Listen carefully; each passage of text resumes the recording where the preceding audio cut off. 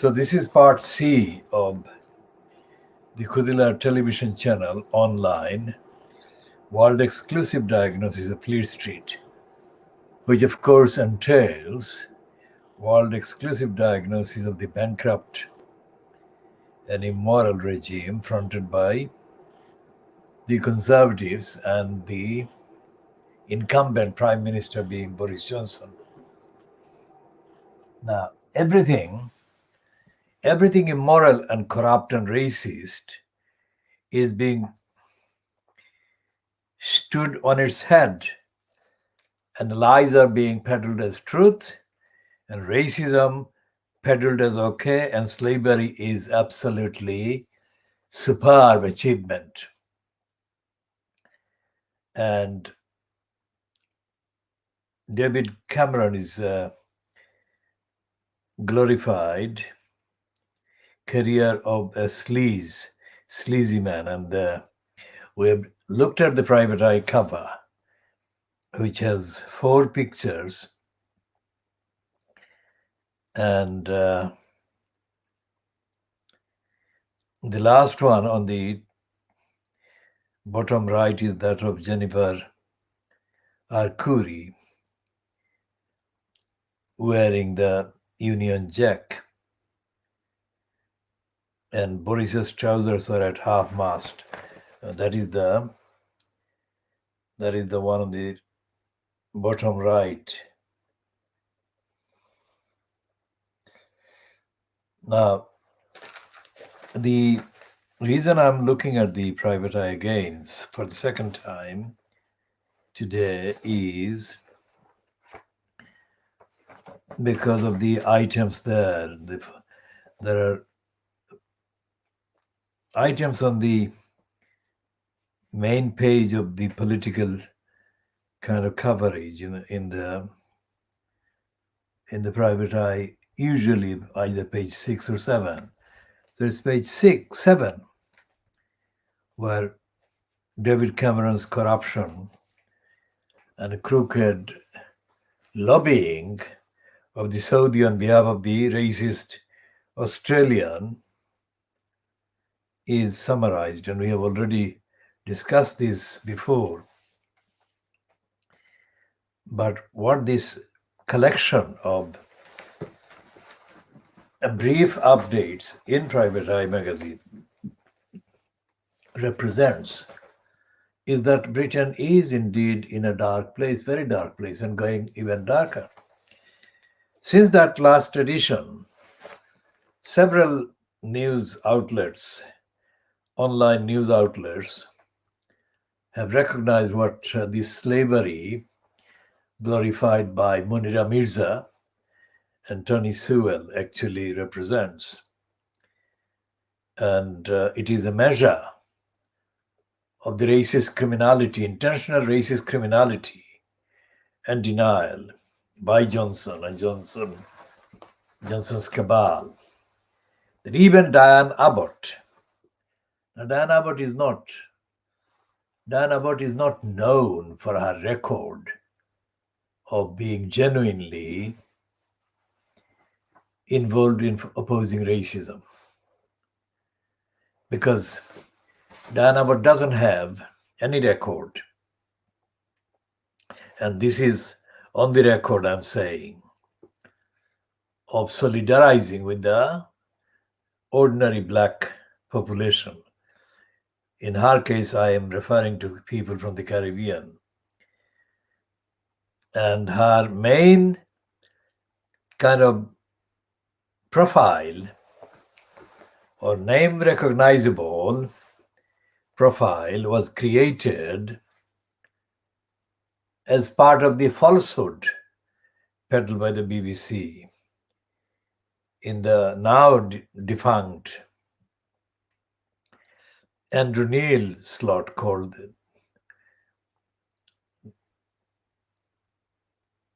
the politics, whatever political slot it was called, the This Week on BBC One. And her main co-appearee was the racist Michael Portillo. Portillo is a Spanish name, and it is typical mark of crooked racists and self-servers that they almost predictably abandon their ancestral origins and start becoming more anti-migrants, anti-Asians, anti-Africans than the indigenous white racist gullibles are. Look at the antics of Priti Patel and the behavior of Sajid Javid as Home Secretary before her. Of course, the Home Office has got a long record of being hostile and racist. But ordinary rational thinking would suggest that when the post of Home Secretary is held by somebody of African or Asian ancestry or legacy or origin or background, that hostility and racism would be replaced by a semblance of civilization, etc., operated from the Home Office. But it is far from the truth of what truth, as is evident in the behavior of, as I said, Sajid Javid, who took away Shamima Begum's British nationality by birth as part of his appeasing of the racists in the Conservative Party and in the Parliament. Same thing is being done by Priti Patel with her series and serial ugly policies against the migrants and the asylum seekers. Now, when Cameron was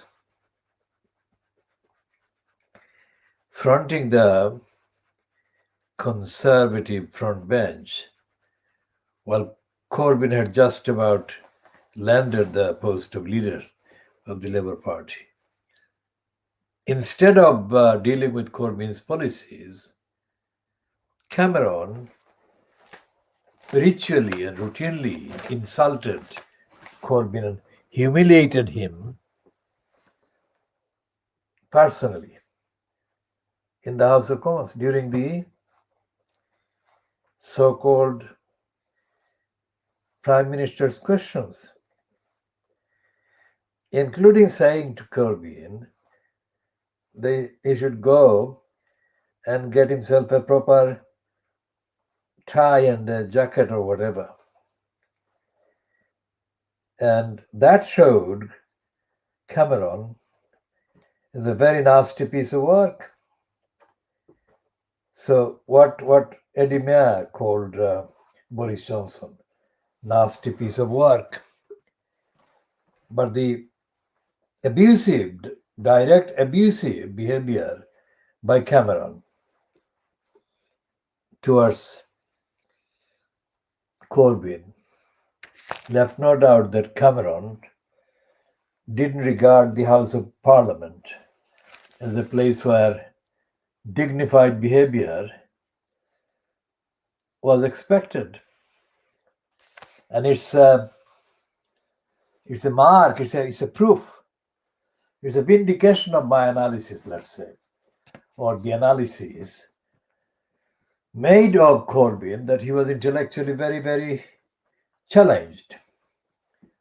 If Corbyn wasn't intellectually challenged, he would have totally sunk David Cameron for his insulting behavior that was unfit, that made him unfit for that post.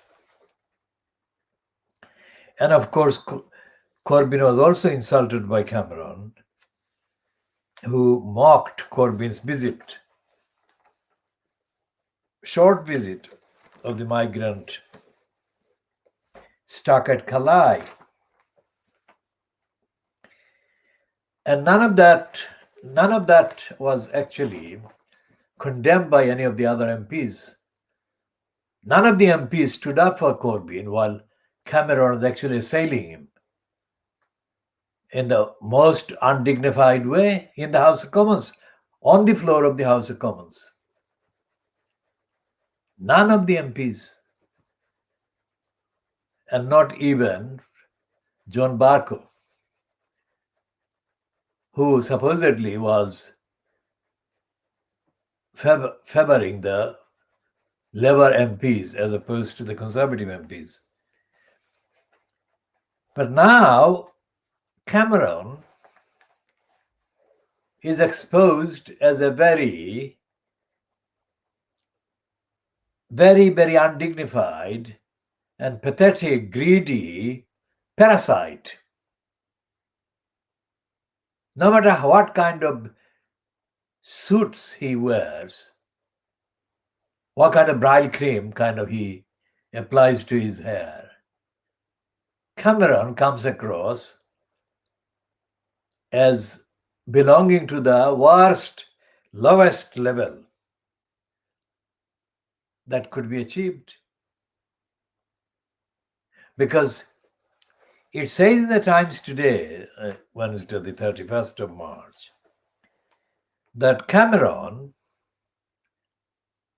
went to lobby the man in Saudi Arabia who had been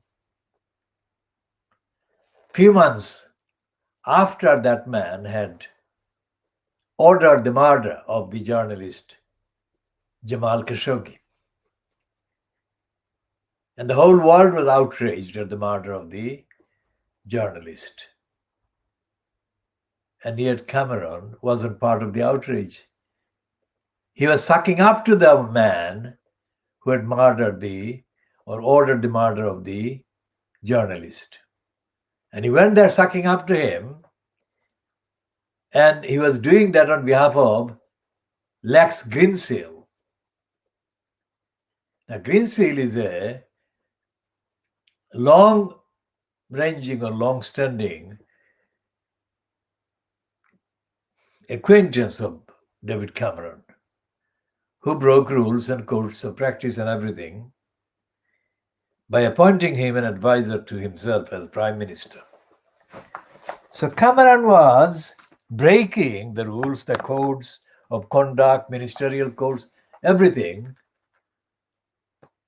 without a care in the world, just like Boris Johnson told Jennifer Arcuri that he could do anything he liked. He didn't care. He was the mayor at the expense of London, and it was his city, therefore. So he didn't care. So it's not like a one exceptional kind of breach. It's the breach of rules, breach of the law, breach of morality, ethics, and self-respect as the rule, as the dominant rule. And what does it do to show the British institutions that don't exist? There is no accountability, no ethics, no morality, no transparency at all. And you could not make a worse list in peacetime, so-called, associated with any regime, which means that you should have no hesitation, factually, in calling for this government to resign. And all those members of the House of Peers that Cameron actually inflicted and foisted must be decommissioned and thrown out of the House of Peers, because they were put there by a very discredited, corrupt criminal who was breaking the law.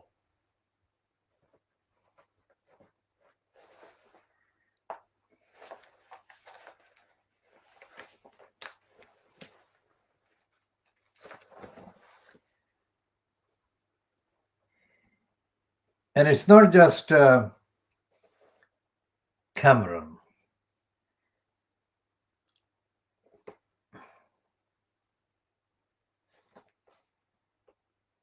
Every single one of the conservatives is caught with the trousers down, as it were. Everything they're doing is corrupt, nepotistic, and criminal, and completely breaching everything, right, left, and center. So, what we shall be doing is taking a systematic look at the papers in the next few hours.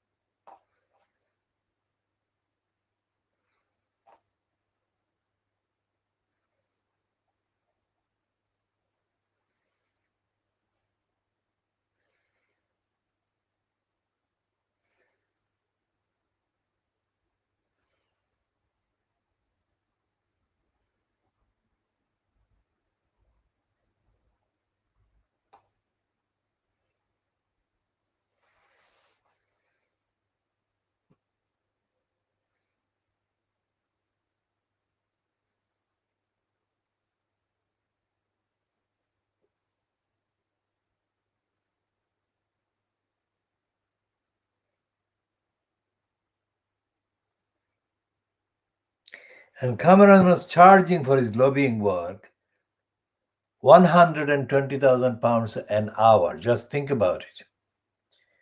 £120,000 an hour.